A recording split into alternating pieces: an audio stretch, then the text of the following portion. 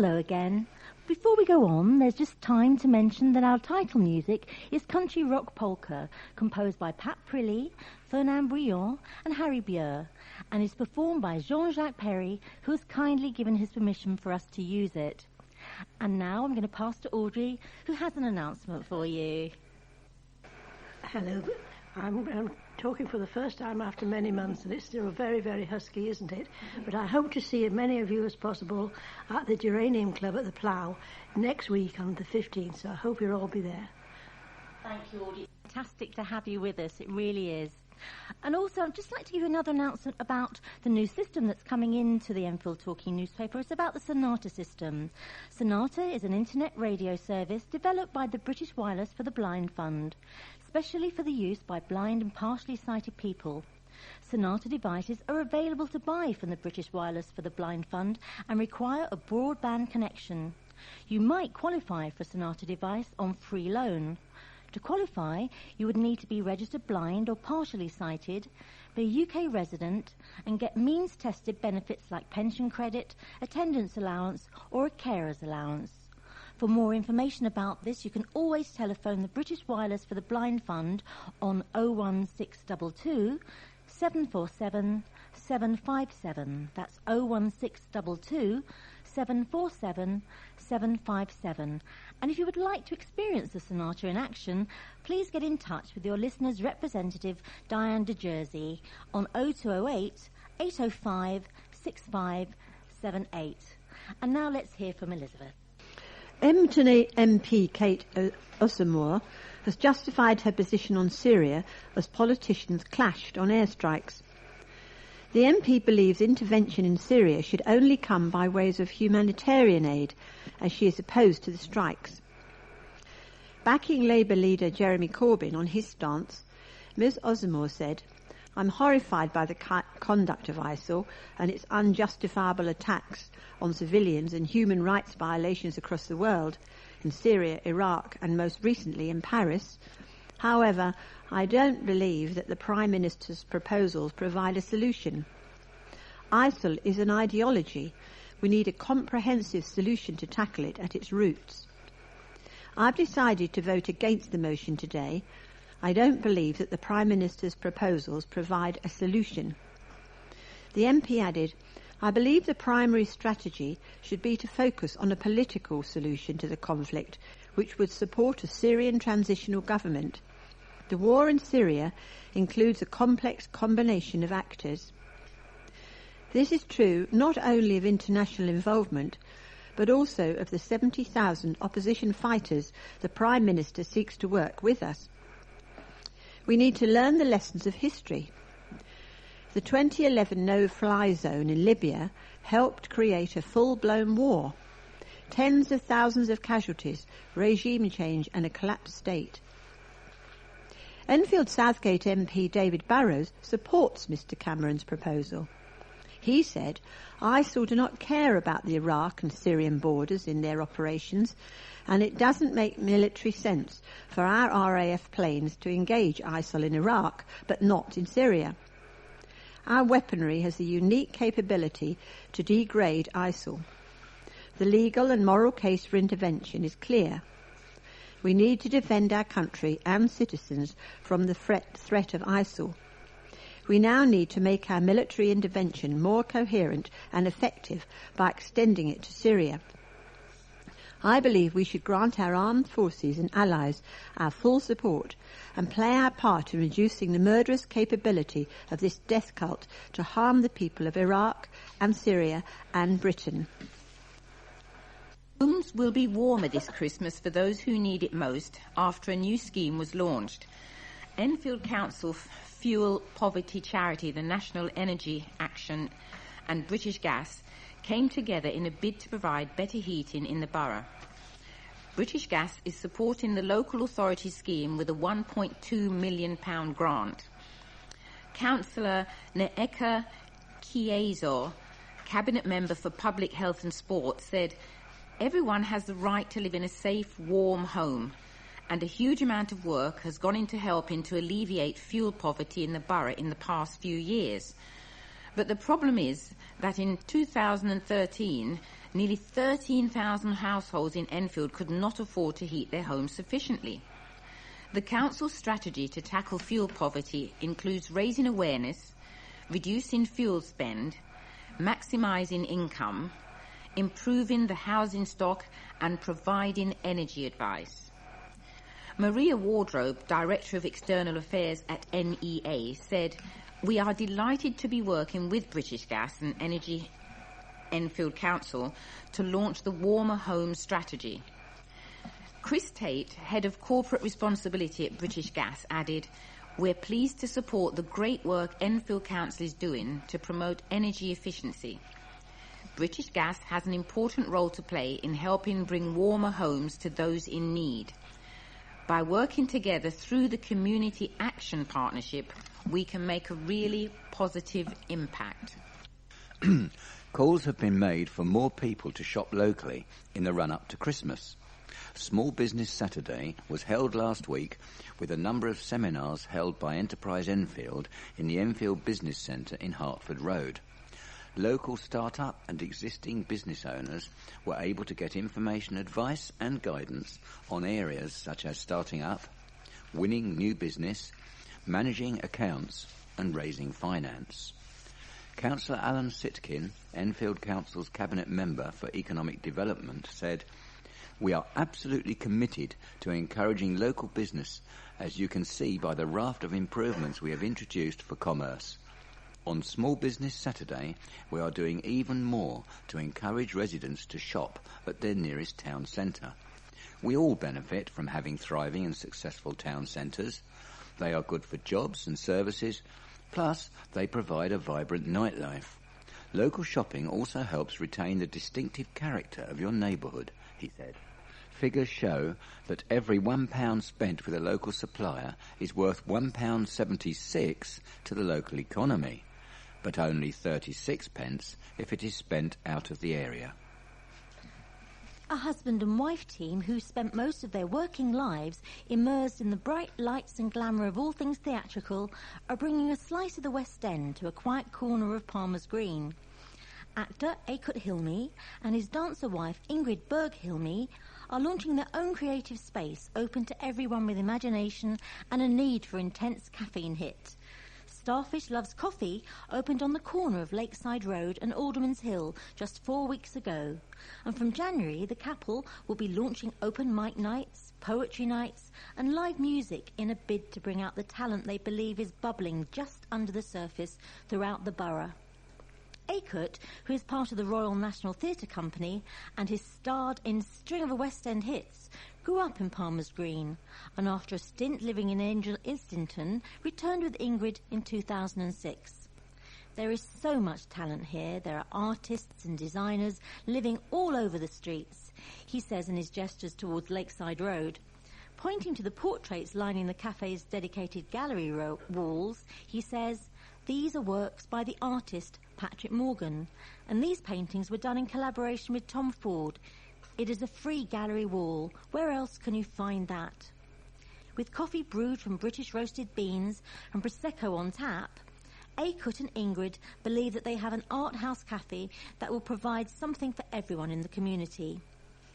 But Aykut admits that some in the area were reluctant to welcome a late licence and alcohol-serving bistro into their midst. In fact, the Friends of Lakes Estate conservation area, which stretches from Conway Road in the west to Old Park Road in the east, were vocal in their opposition to Aykut's application for an alcohol licence and for permission from the council to have tables on the street corner and a licence for live music.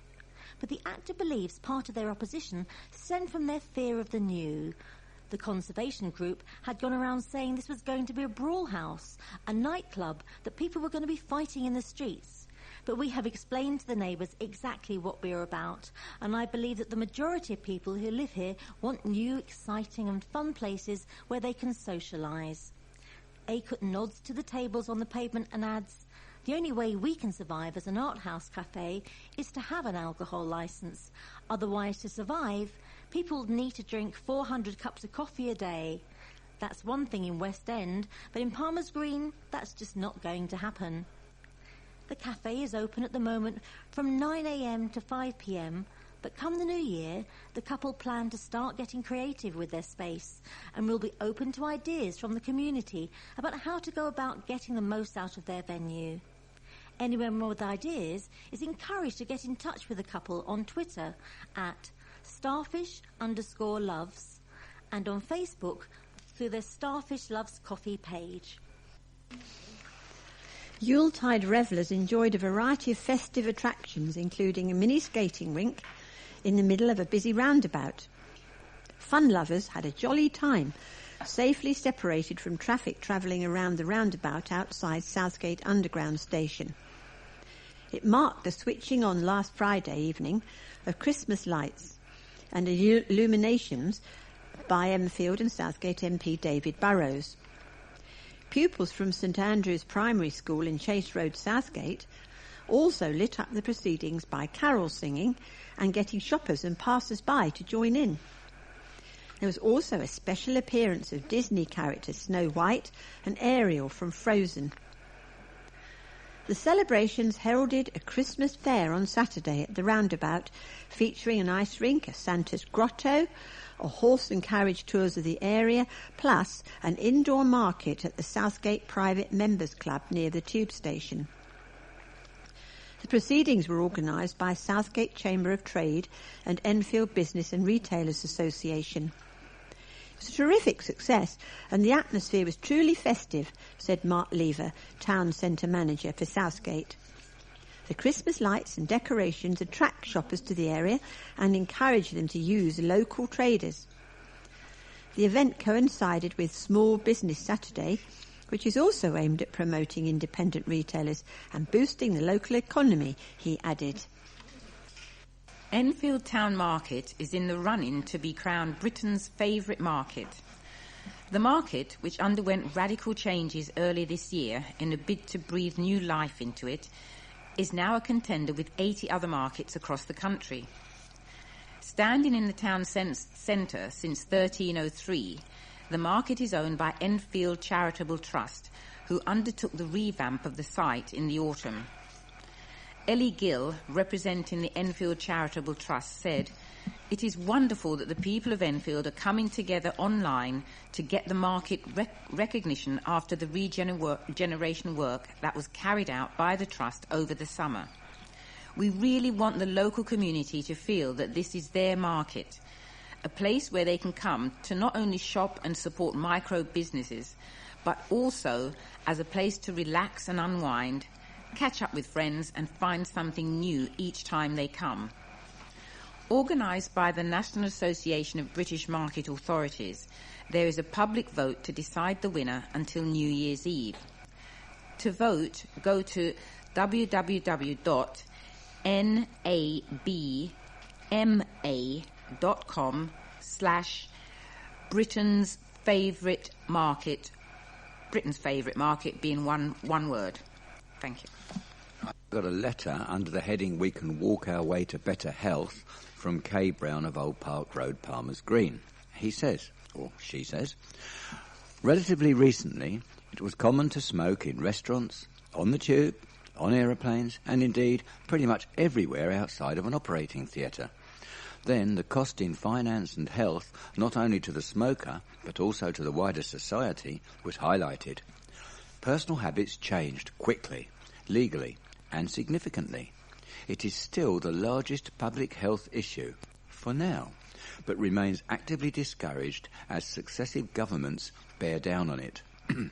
Health issues such as obesity, inactivity-linked diseases, respiratory illness, and mental health, the latter often due to isolation, are significant. And in at least the case of obesity and type 2 diabetes, growing significantly, capturing a large and increasing proportion of our total NHS budget. What if someone were to suggest that those shorter journeys of, say, 1 mile, well within the capabilities of the majority, and so often taken by car out of simple habit, were walked instead? Not only would close to 1 in every 3 car journeys be taken off our streets, with obvious benefits to road congestion, air pollution, and the noise levels communities bear, but also those undertaking the active travel would see a positive benefit to their own health, while everyone else would benefit from freed up NHS resources. There would be no issues of parking, it would be free to the user, and their own health, and also that of the wider community, would benefit. As an idea, it seems to have merit, and no obvious downside. I would commend it to all political parties to consider and promote. An Enfield MP's referendum on the controversial Cycle Enfield scheme has been slammed as a PR stunt. Enfield Southgate MP David Burrows is sending 17,000 households in his constituency free postcards asking, do you support the overall proposals for the A105 cycle lane scheme? Tick box response options are yes, no, partially and don't know. Mr Burrows said the mail-out is designed to elicit his constituents' views in a manner that has not happened with the Council's consultation, in reference to Enfield Council's official consultation on the Palmer's Green segment of the plan, which was concluded in November. This found that 60% of the 1,646 respondents supported the scheme, while 40% opposed proposal for bike lanes along green lanes from Palmer's Green to Enfield Town. Father of two, Andrew Larson, who lives in Cranford Avenue, Palmer's Green, said, Mr Burrows has been against the scheme from the start, despite the consultation being one of the most completed in Enfield's history. It's called a referendum, but it isn't. This is simply a PR stunt.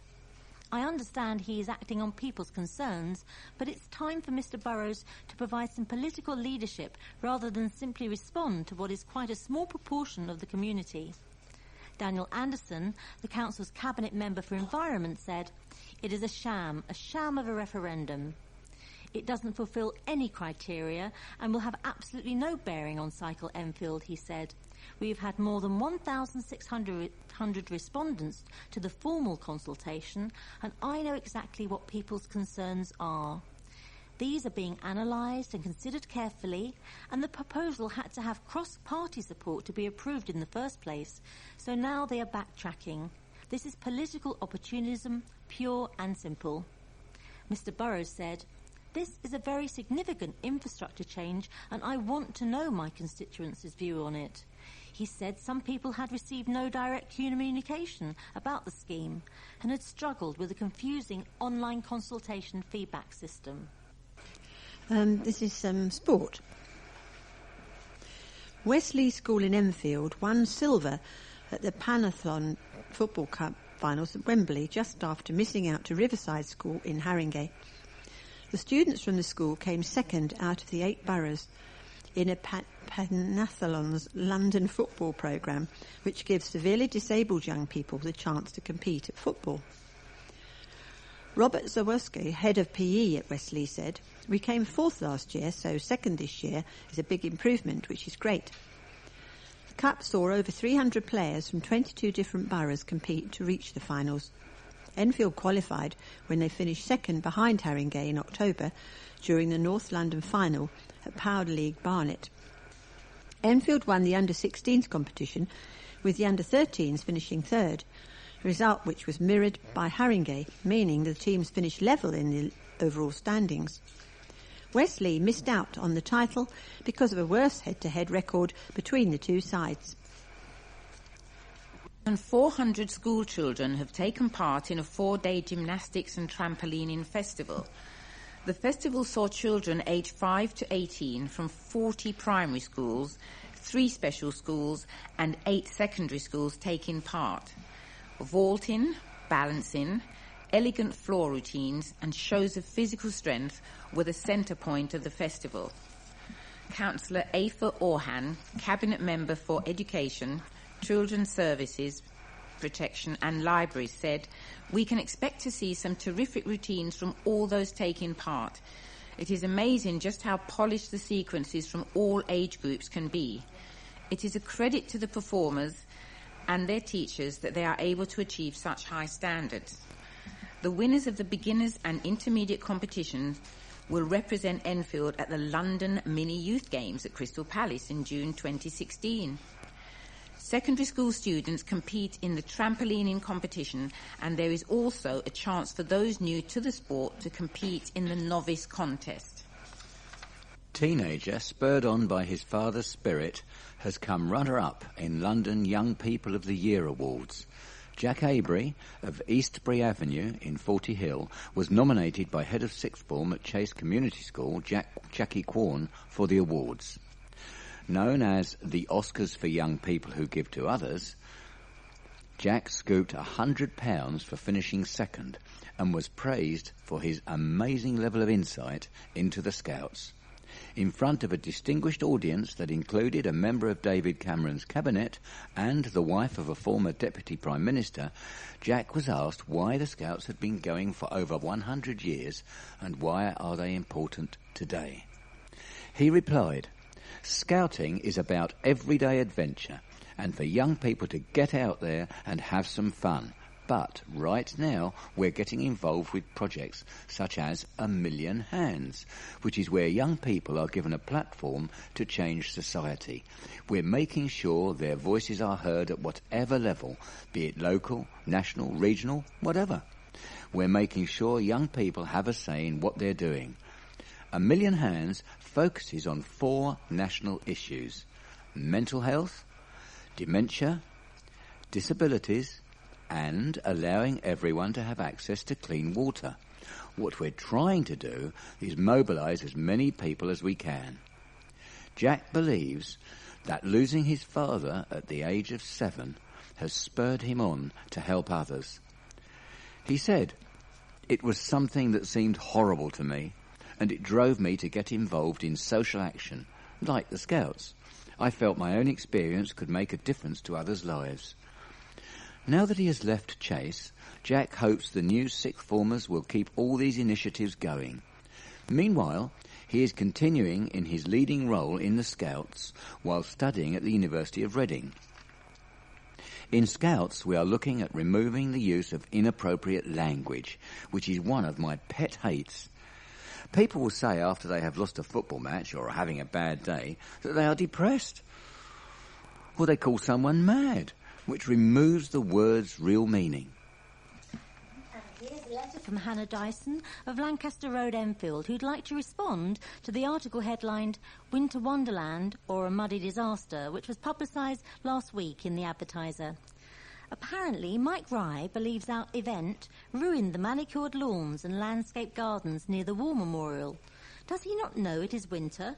It's the time of year that generally you do see a bit of mud, as it has been raining heavily. I took part in a couple of cross-country runs recently, the first in Cheshunt Park in October and the second in the middle of November. The run in November saw Trent Park full of mud, with all the runners, nearly 500 of them, slipping and sliding. Do you think that mud will be there in the spring or summer? In summer it will be back to green grass and buttercups, a beautiful scene. Do you know what it's called? It's called nature. Myself and a few others also ran in Trent Park in June to raise money for the Nightingale Cancer Support Centre. We ran the Terrific Trail, and I got a lovely letter from the charity thanking me, even though I'd only raised a very small amount. I hope to run several half-marathons and a 10-mile event next year after I've had my second child. I will definitely be running some of those to raise money for the Nightingale, and every mile I'll be thinking of all the people who it helps and how hard it works. And yes, I hope it's really, really, really muddy. I wonder what Mr. Rye is doing to help the charity instead of moaning and focusing on the negative. I'd like to see him run the Terrific Trial next June at the starting line with his running shorts and T-shirt to raise money for such a fantastic charity. A commemorative plaque dedicated to a man who died in the Japanese air disaster 30 years ago has been unveiled.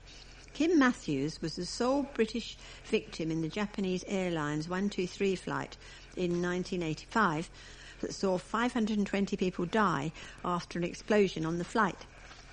A former pupil of Enfield Grammar family and friends gathered at the school to unveil a plaque in memory of the old boy. A talented musician and sportsman, Mr. Matthews attended the school between 1971 and 1975.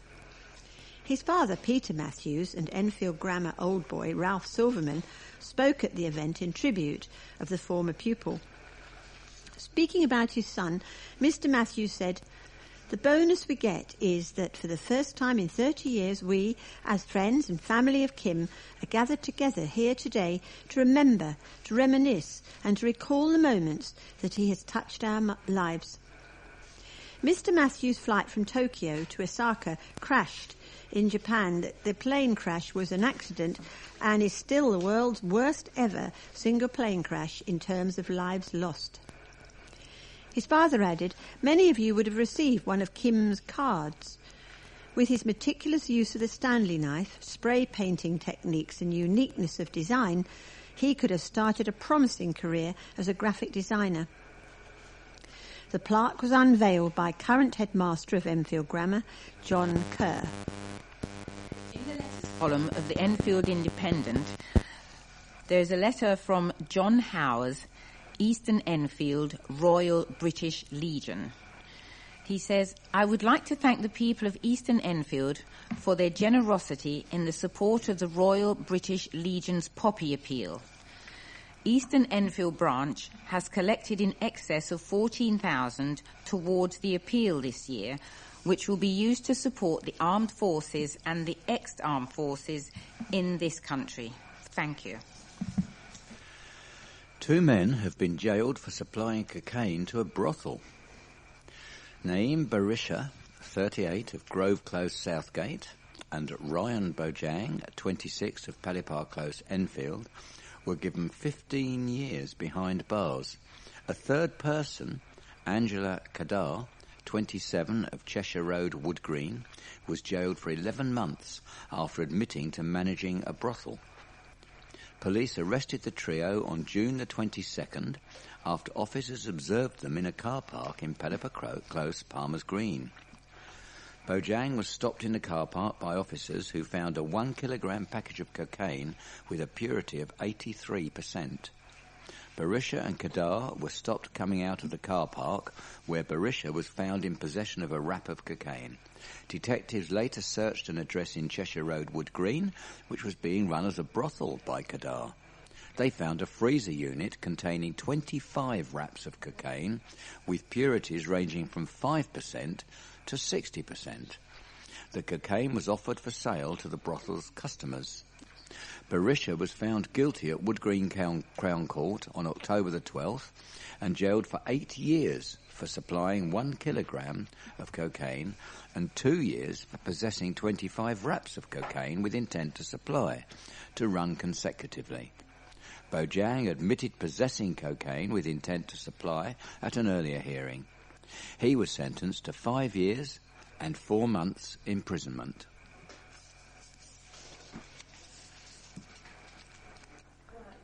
Well, we've reached the end of our programme for this week. Don't forget, your reader's representative, Diane de Jersey, is on 0208 805 6578 if you need any help with your newspaper.